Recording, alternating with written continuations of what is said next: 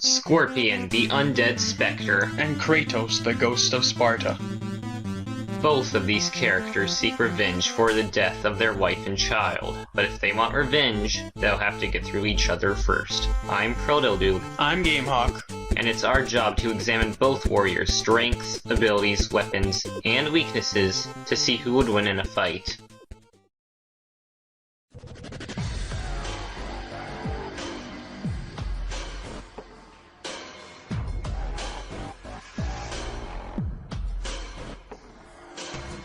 Scorpion, also known as Hansel Hisashi, was one of the finest warriors in the Shirai Ryu clan. Until Sub-Zero killed him. That was when he became a Hellspawn Revenant seeking revenge against Sub-Zero, not only for his own death, but also for the death of his family and clan. Being an assassin, Scorpion is trained in the fighting styles of Hapkido, Muay Fa, and Pigua, but he doesn't rely on his fighting styles alone. Indeed, Scorpion also has a bunch of weapons like the ninja sword, the axe, and of course, his iconic spear. Scorpion, having been declared the champion of the Elder Gods, was significantly empowered by them to defeat Onaga. To put into perspective just how powerful that makes Scorpion, observe the Mortal Kombat Deception intro cutscene. Holy crap, Raiden, Shang Tsung, and Quan Chi combined couldn't even scratch that thing. Even when Raiden sacrificed his life, blowing up possibly everything within a mile of himself, Onaga was pretty much unaffected. So thanks to the power of the Elder Gods, Scorpion was rendered more powerful than Raiden, Shang Tsung, and Quan Chi combined. Of course, Shujinko got to Onaga before Scorpion had the chance to fight him, but the point still stands. Scorpion also has quite a few tricks up his sleeve that could prove useful, such as the unblockable Hellfire, or the ability to teleport, usually followed by a quick attack to catch his opponent off guard. While Scorpion is immortal, this does not affect the fight in any way because although he cannot be killed, he can still be defeated or knocked out. Scorpion's greatest weakness is the fact that most of his special attacks are somewhat predictable, leave him wide open, and are particularly easy to counter. A prime example of an attack that fits all those characteristics would be his spear. This is where I was reborn. This is where you will pay.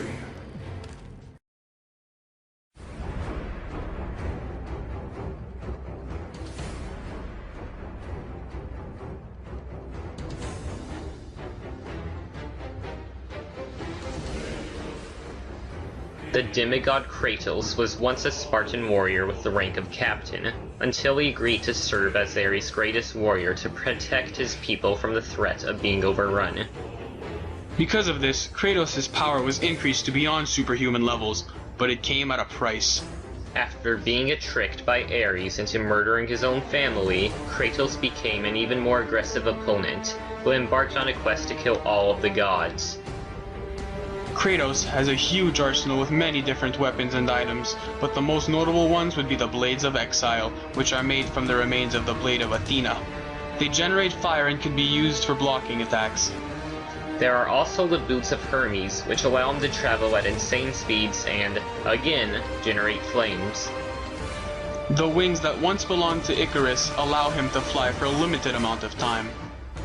And finally, there's the Sword of Valor, which would soon be trumped by the Blade of Olympus. It is so powerful, it shoots waves of... Let me guess. Fire. Waves of energy, actually.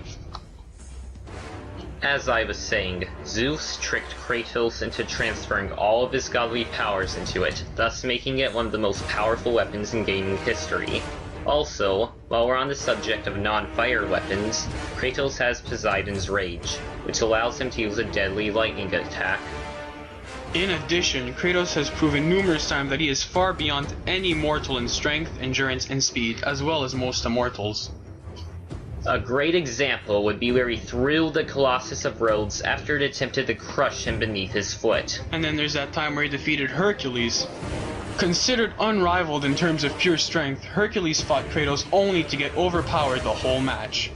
He was even capable of stopping his charges, which forced Hercules backwards, not to mention that Kratos broke free from his unwelcomed bear hugs. And if that's not enough, Kratos also has great reflexes.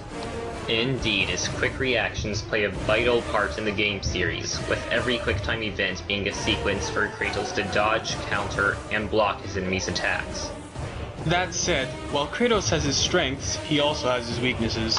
While he may have been a great strategist back in the days when he was a mere mortal, as evident by the fact he had the rank of a captain, those days are long gone. Ever since he became involved with Ares, he has just continued to grow angrier and angrier. Every time he swings his blades, it's not with strategy, but with blind fury. In other words, he's pretty much a berserker. What more will you destroy? The hands of death could not defeat. The sisters of fate could not hope. And you will not see the end of this day. I will have my revenge!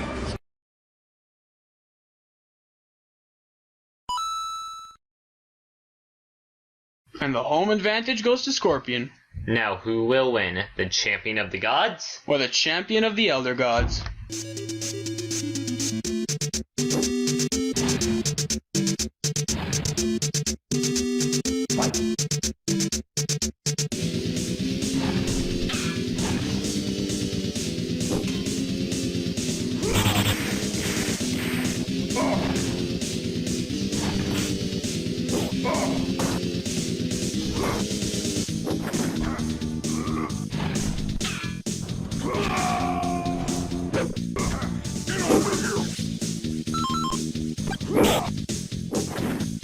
Finish him!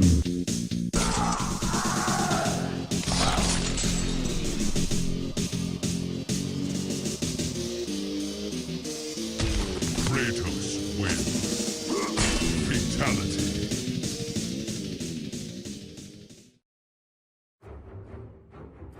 While Scorpion got some good hits in, the fact of the matter is that Kratos simply outclassed the Spectre.